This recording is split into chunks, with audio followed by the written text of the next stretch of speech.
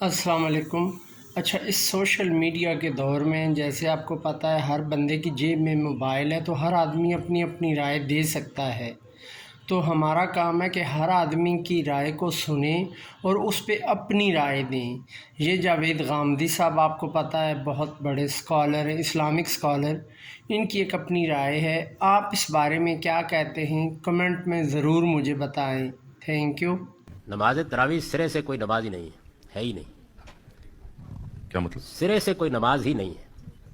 اب ذرا تفصیل سنیے۔ ہمارے دین میں 5 نمازیں شب و روز میں فرض کی گئی ہیں ہر مسلمان پر، یعنی 2 رکعتیں فجر کے وقت، 4 ظہر کے وقت، 4 عصر کے وقت، 3 مغرب کے وقت، 4 عشاء کے وقت، یہ ہر مسلمان پر فرض ہے۔ اتنی عبادت اس نے کرنی ہے، خدا کے حضور میں حاضر ہونا ہے، یہ اللہ تعالیٰ کے ساتھ ہمارے تعلق کا تقاضا ہے۔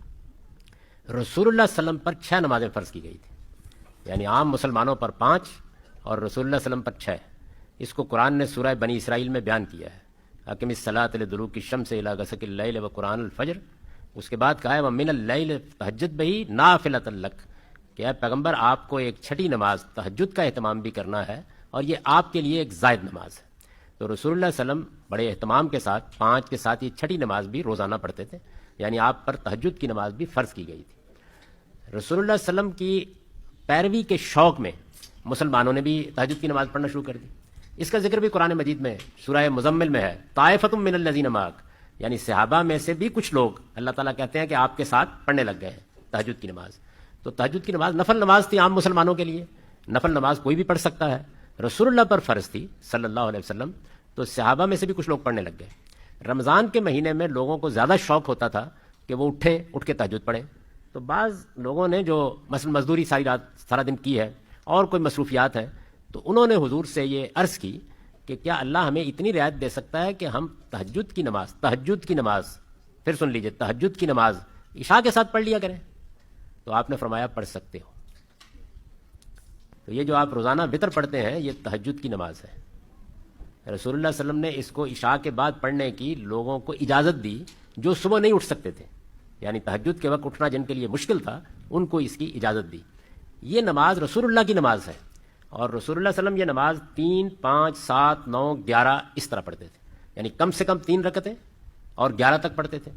لوگوں نے یہ پوچھا ہے غالباً کسی موقع پر کہ ہم لوگوں کو، آپ کو تو پورا قرآن یاد تھا کہ ہمیں تو قرآن مجید یاد نہیں ہے اس طرح سے، تو ہم رکعتیں بڑھا سکتے ہیں، تو آپ نے اس کی بھی اجازت دے دی ہے۔ چنانچہ تہجد کی نماز 3 سے لے کر امام مالک کے زمانے میں 49 رکعت تک پڑھی جاتی تھی، ہمیشہ طاق پڑھی جائے گی، یعنی 3 پڑھی جائیں گی، 5 پڑھی جائیں گی، 7 پڑھی جائیں گی، 4، 6 نہیں پڑھی جا سکتی۔ تو یہ تہجد کی نماز ہے۔ عام دنوں میں آپ وتر کہہ کے اس کو پڑھتے ہیں، عربی میں وتر کہتے ہیں طاق کرنے کو، یعنی جو آڈ نمبر ہے اس کو وتر کہا جاتا ہے۔ عربی میں اگر یہ کہنا ہو کہ آپ کسی چیز کو طاق کر لیں، اس کے نمبر آڈ کر لیں، تو کہا جاتا ہے اوتر، اس سے لفظ وتر بنا ہے۔ تو یہ وتر جو آپ پڑھتے ہیں عام دنوں میں یہ تہجد کی نماز ہے، حضور کی اجازت سے پڑھی گئی۔ یہی نماز ہے جس کو آپ عشاء کے بعد پڑھ کے تراویح کہتے ہیں۔ اس کو تراویح کا نام کیسے پڑا؟ لوگوں نے جب زیادہ رکعتیں پڑھنی شروع کی شوق میں، تو وہ آرام کرنے کے لیے ہر 4 رکعت کے بعد بیٹھ جاتے تھے۔ عربی میں اس بیٹھنے کو ترویہ کہتے ہیں، اس کی جمع ہے تراویح، یہ نام بھی ایسے پڑا۔